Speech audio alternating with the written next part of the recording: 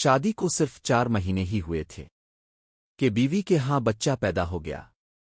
شوہر نے فوراً الزام لگا دیا کہ یہ بچہ میرا نہیں ہے۔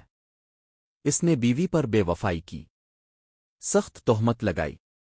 بات بڑھتے بڑھتے عدالت تک پہنچ گئی۔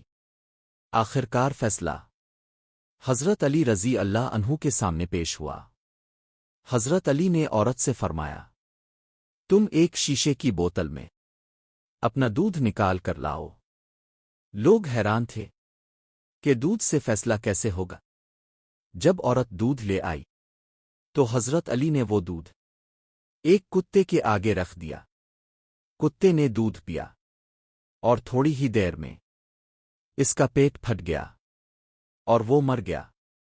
حضرت علی نے شوہر سے فرمایا، سنو، یہ عورت پاک دامن ہے۔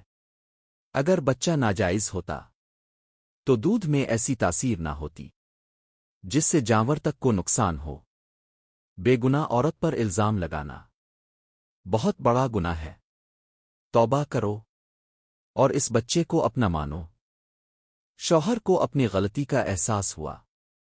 اس نے بیوی سے معافی مانگی اور بچے کو قبول کر لیا۔ عورت کی آنکھوں میں آنسو آ گئے اور اس نے اللہ کا شکر ادا کیا کہ اس کی عزت محفوظ رہی۔ سبق: انصاف ہمیشہ تحقیق کے بعد کرنا چاہیے۔ جھوٹا الزام بہت بڑا ظلم ہے۔ کسی کی عزت پر حملہ کرنا کبیرہ گناہ ہے۔ حضرت علی کے فیصلے عدل کی روشن مثال ہیں۔ اگر واقعہ پسند آئے تو ویڈیو کو لائک کریں، چینل کو سبسکرائب کریں، بیل آئیکن ضرور دبائیں تاکہ مزید خوبصورت اسلامی کہانیاں آپ تک وقت پر پہنچتی رہیں۔